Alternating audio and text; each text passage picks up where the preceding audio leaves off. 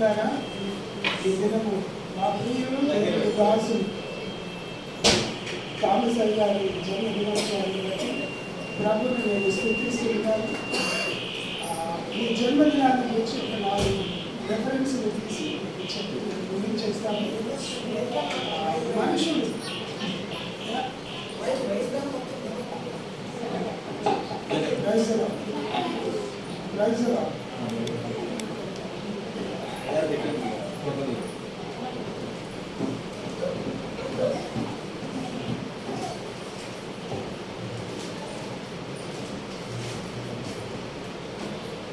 పరిశుద్ధ గ్రంథమైన బైబిల్లో నుండి 100వ కీర్తన 3వ వచనాన్ని ఒకసారి చూద్దాం. బైబిల్లో నుండి ఒక రెఫరెన్స్ ఆధారం చేసుకొని నా మాటలు గుర్తిస్తాను. ఆయనే మనలను పుట్టించను, మనము ఆయన వారము, ప్రజలము ఆయన మేపు గొర్రెలు. దేవునికి మహిమ కలుగును గాక. ఆమేన్. నా ప్రియమైనటువంటి దేవుని పిల్లలారా, థామస్ గారు కానీ ఈ వాక్యాన్ని వింటున్న మీరు కానీ బోధిస్తున్న నేను కానీ మనల్ని దేవుడే పుట్టించాలి. చాలా మంది లోకంలో ఏమనుకుంటారు అంటే, ఇదిగో నా తండ్రి నన్ను కన్నాడు, నా తల్లి నన్ను కన్నది అని శారీర సంబంధమైనటువంటి క్రియని ఎంచుకొని ఆధారం చేసుకొని నా తల్లిదండ్రుల కలయిక ద్వారా భూమి మీదకి వచ్చాను అనుకుంటాను. అది ఒక భాగము మాత్రమే. కానీ దేవుడు భూమి మీదకి ఒక వ్యక్తిని పంపించకుండా ఏ వ్యక్తి కూడా భూమి మీదకి రాలేదు. దేవుడే మనల్ని పంపించాడు. ఈ దినము థామస్ గారి జన్మదిన విశేషము కనుక ఆ దైవ సేవకుని భూమి మీదకి ఎలా పంపించాలో ఈ వాక్యాన్ని వింటున్న మిమ్మల్ని నన్ను కూడా ఆ రీతిగానే పంపించాలని ప్రభు పేరిట మీకు జ్ఞాపకం చేస్తున్నాను. రెండవదిగా, భూమి మీదకి వచ్చినటువంటి మనం ఏం చేస్తున్నాం, దేవుడు మనల్ని ఎందుకు పంపించాలి? పరిశుద్ధ గ్రంథమైన బైబిల్లో చూస్తే ఒకసారి చూడండి. ప్రసంగి గ్రంథము 1వ అధ్యాయము, ప్రసంగి గ్రంథము 1వ అధ్యాయము 12వ వచనాన్ని ఒకసారి చూసినట్లయితే 13వ వచనాన్ని చూడండి. మనం ఎందుకు భూమి మీదకి దేవుడు పంపించాలో ఈ క్రింది మాటలో రాయబడ్డది.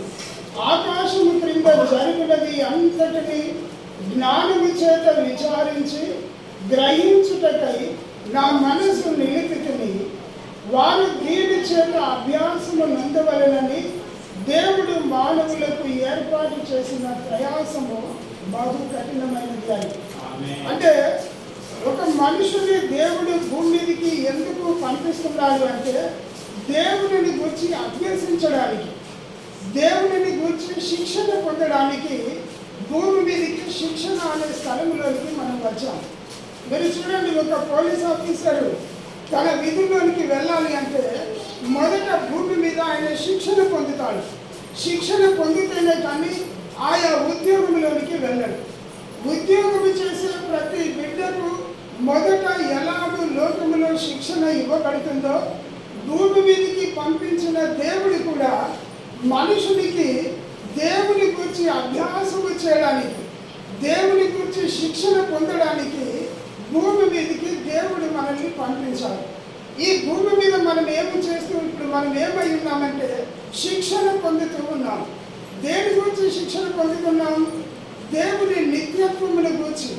భూమి మీదకి దేవుడు ఎందుకు పంపించాలంటే, ఈ సకల చరాచర జీవరాశులను అనగా గాలిని, నీరును, ఎగిరే పక్షులను, గాలిలో నీటిలో పరిగెత్తే జల చరాంగములను, నేలను ప్రాకే పురుగులను, పుష్పములను, నదులను, జీవనదులను, సెలయేరులను, చల్లని పిల్లగాలులను, చక్కటి వాతావరణాన్ని కలుగజేసి, ఇదిగో దేవుడు ఇవన్నీ కలుగజేశాడు గనుక దేవునికి కృతజ్ఞతలు చెల్లించుట కొరకై మనము ఉదయకాలం మన యాత్ర ప్రారంభమై సాయంత్రానికి ముగించినట్లుగా ఇప్పుడు మనము శిక్షణ పొందుతున్నామనే విషయాన్ని మీకు జ్ఞాపకం చేస్తున్నాను. దేవుని కూర్చున్న శిక్షణ, పరిశుద్ధతను కూర్చున్న శిక్షణ, నిత్యత్వమును కూర్చున్న శిక్షణ, దేవుని రాజ్యాన్ని స్వతంత్రించుకున్నటకు మనము శిక్షణ పొందుతున్నాము. శిక్షణ పొందుతున్నాము. శిక్షణ పొందిన మనం ఎక్కడికి వెళ్తామో తెలుసా?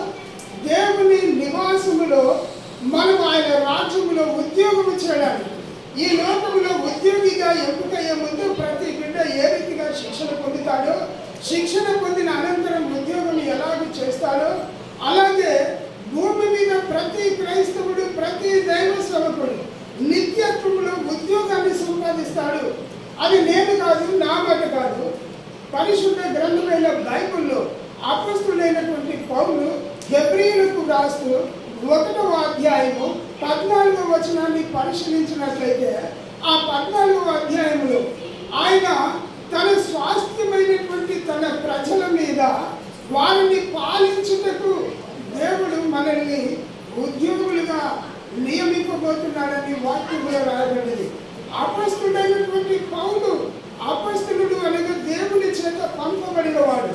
పౌలు అనగా దేవుని సేవకుడు లేదా దేవుని దాసుడు అని అర్థం. ఈ దాసుడైనటువంటి వ్యక్తి మనకొక సమాచారాన్ని ముందుగానే అందిస్తున్నాడు. అయా, భూమి మీద ప్రభు కొరకు బ్రతుకుతున్న నీవు నిత్యత్వంలో ఒక మంచి ఉన్నతమైన స్థానంలో ఉండాలి. ఈ వాక్యాన్ని వింటున్నటువంటి ప్రతి దైవ సేవకుడు, ప్రాముఖ్యంగా మా ప్రియులు దైవ సేవకుడు థామస్ గారికి కూడా నేను ఒక సూచన ఏంటంటే, ఆయన ఈ భూలోకంలో దేవుని గురించి అభ్యాసం చేస్తున్నాడు, అనేక శిక్షణ పొందుతున్నాడు. ఈ శిక్షణ అనంతరము ఆయన ఒక మంచి ఉన్నతమైనటువంటి ఉద్యోగంలో ఉంటాడని ప్రభు పేరిట మీకు నేను జ్ఞాపకం చేస్తున్నాను. అయ్యా, ఆ నిత్యత్వం పొందడానికి భూమి మీద నువ్వు ఎలా ఉండాలో తెలుసా?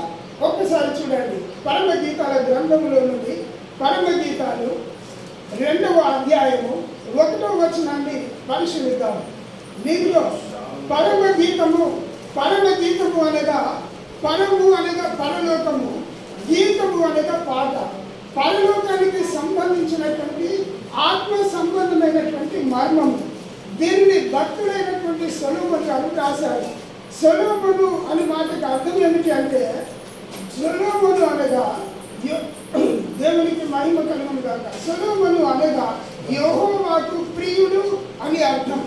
ఇప్పుడు ఈ ప్రియమైనటువంటి వాడు పరలోకముల గురించి చెబుతూ ఏమంటాడంటే, ఇదిగో నేను షారోను పొలములో పోయి పుష్పము వంటి దానను అన్నాడు. దేవుని పిల్లలారా, ఈ పరలోకం అనే గీతము స్త్రీ పురుషుల యొక్క సంభాషణ. వధువు సంఘము అయితే వరుడు యేసుక్రీస్తు ప్రభువారు. ఆ ఆత్మ సంబంధమైనటువంటి మర్మాన్ని ఈ స్థలంలో పెడుతూ, ఇదిగో నేను షారోను పొలములో పోయి పుష్పము వంటి దానను అన్నాడు. అంటే షారోను అనే మాటకు అర్థం ఏమిటి అంటే, షారోను అనగా పచ్చని గల చోటు, షారోను అనగా మంచి ఆహారము దొరికే స్థలము అని అర్థం. అది షారోను యేసుక్రీస్తు ప్రభుల వారికి ఛాయగా, సూచనగా ఉంది. అయితే ఆ షారోను పొలము సంఘానికి సాదృశ్యంగా ఉంది. ఆ పొలము దేవుని యొక్క మందిరానికి కూడా సాదృశ్యంగా ఉంది. ఇప్పుడు షారోను పొలములో పూయు పుష్పము వంటి దానను. అయ్యా, పుష్పము ఎవరో తెలుసా? భూమి మీద దేవుడు విస్తారమైనటువంటి వృక్షములను పెట్టాడు. నీవెవరో తెలుసా? ఫలించే పుష్పమయ్యా. ప్రతి మనుషుడు ఒక్కొక్క పుష్పము. ఆ పుష్పములో నుండి ఏమి రావాలి అని దేవుడు కోరుకుంటున్నాడంటే, అందులో నుండి మకరందం రావాలి, అందులో నుండి సువాసన రావాలి, అందులో నుండి ఆ సొగసు విస్తరింప చేయబడాలి. ఒక దైవ సేవకుడిలో నుండి ప్రార్థన అభిషేకము రావాలి, ప్రార్థన జీవితము రావాలి. అంత మాత్రమే కాదు, పరమ సంబంధమైనటువంటి బోధ ఉండాలి. మంచి వాక్యాన్ని, ఆత్మీయ ఆహారాన్ని అందించే పొలముగా దైవ సేవకుడు ఉండాలి. అందుకే పొలము లోకానికి లేదా పొలము సంఘానికి సాదృశ్యంగా ఉంది. లోకంలో బ్రతుకుతున్న మనం అందరము కూడా పచ్చగా ఉండాలి అని, పచ్చదనముతో ఉండాలి అని. ఓ దైవ సేవకుడు పచ్చగా ఉంటే సంఘం పచ్చగా ఉంటుంది. ఓ దైవ సేవకుడు బలమైనటువంటి వాక్యాన్ని, ఆహారాన్ని అందించగలిగితే సంఘంలో ఉన్న సభ్యులు బలంగా ఆత్మీయ ఆహారంతో నింపబడతారు. వారు ఎక్కడికి వెళ్ళినను వాక్యమే ఆహారము కనుక వారు ఏ స్థలంలో ఉన్నను, ఏ రెప్పపాటున ప్రభు రాకడలో వారు నిత్యత్వంలోనికి ఎత్తబడతారు. దేవునికి మహిమ కలుగును గాక. కాబట్టి నా ప్రియమైనటువంటి పిల్లలారా, నీవు ఒక పచ్చదనమైనటువంటి పొలంగా ఉండాలి.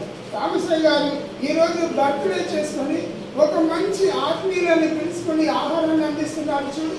ప్రతి దినము దైవ సేవకుడు ఆత్మ సంబంధమైనటువంటి బలమైన మేత, బలమైన ఆహారం అనే వాక్యాన్ని అందించేవాడిగా ఉండాలి. ఆయన మరణము వరకు ఏం చేయాలో తెలుసా? సంఘము కొరకు, ప్రజల కొరకు, నశించిపోయే ఆత్మల కొరకు ఎప్పుడు దైవ సేవకుడు పోరాడుతూ ఉండాలి. దేవుడి దగ్గర పెనుగులాడుతూ ఉండాలి. దైవ సేవకుడి యొక్క ప్రార్థన, పరిశుద్ధుడి యొక్క ప్రార్థన ఎప్పుడు ప్రారంభం కావాలో తెలుసా? ఇదిగో ఆకాశ గగనములో నుండి సూర్యకిరణాలు బయటికి రాకమునిపే, ఇదిగో మసీదులో నుండి నమాజు బయలు వెడలకమునిపే, ఇదిగో ఆకాశ పక్షుల యొక్క కంఠస్వరము నేలను తాకకమునిపే, ఇదిగో రేడియోల నుండి, టీవీలో నుండి సుప్రభాతము బయటికి వెడలకమునిపే మన ప్రజల కొరకై దేవుని పాదాల దగ్గర మనం ప్రార్థిస్తే, అయ్యా ప్రతి దినము మన పుట్టినరోజే, ప్రతి దినం మనం ఆత్మీయ ఆహారాన్ని అందించిన వారమై నిత్యత్వంలో యుగ యుగాలు దేవుడితో ఉంటామయ్యా. ఎప్పుడు మనము ఆహారముతోనూ, భోజన సంబంధమైనటువంటి లేదా శరీర సంబంధమైనటువంటి ఈవులతోనూ మత్తులము కాకుండా దేవుని కొరకు మెలకువ కలిగి ఓ దైవ సేవకుడు వేకువ చిక్కవల ఉండాలని ప్రభు పేరిట జ్ఞాపకం చేస్తున్నాను. దైవ సేవకుడు అంటే ఎవరో తెలుసా? ఆయన ఒక పర్వతం లాంటి వాడు. ఆ పర్వతానికి చూడండి, చలికాలము చలి తగులుతుంది, ఎండాకాలము ఎండ తగులుతుంది, వానకాలము వర్షము పడుతుంది. పర్వతం ఎలాగూ నిలబడుతుందో దైవ సేవకుడు కూడా కష్టాలలో, నష్టాలలో, రోగాలలో, ఆర్థిక ఇబ్బందులలో పర్వతంలాగా నిలబడేవాడు దైవ సేవకుడు అని ప్రభు పేరిట జ్ఞాపకం చేస్తున్నారు. భూమి మీద దైవ సేవకుడిని దేవుడు ఎందుకు పెట్టాడో తెలుసా? భూమి మీద ఉన్నటువంటి జనులను పరలోకానికి పౌర ఉత్పత్తిని చేసే కేంద్రాలు దైవ సేవకులు. దైవ సేవకులు పరిశుద్ధతను, పవిత్రతను, అభిషేకాన్ని సంఘం మీదకి, ప్రజల మీదకి వారి ప్రజ్వలింపజేసే వారిగా ఉండాలి.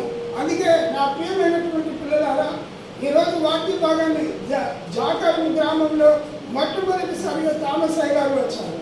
ఆయన ప్రారంభము ఈరోజు కొన్ని సంఘాలకు మాదిరైపోయింది. అనేక మంది పరిశుద్ధులు లేవగలిగారు. దేవునికి మహిమ కలుగును గాక. చాలా మంది ప్రభు వైపు తిప్పగలుగుతున్నాం. ప్రతి గ్రామములకు ఒక దైవ సేవకుడు ఉండాలి. ప్రతి గ్రామములకు, ప్రతి పల్లెకు, ప్రతి పట్టణానికి, ప్రతి నగరానికి దైవ సేవకుడు ఉండాలి. ఆ దైవ సేవకుని బట్టి ఆ గ్రామానికి రక్షణ, ఆ గ్రామానికి కాపుదల, ఆ గ్రామంలో ఉన్నటువంటి ప్రజలు నిజ దేవుడైనటువంటి ప్రభువును తెలుసుకుంటారు.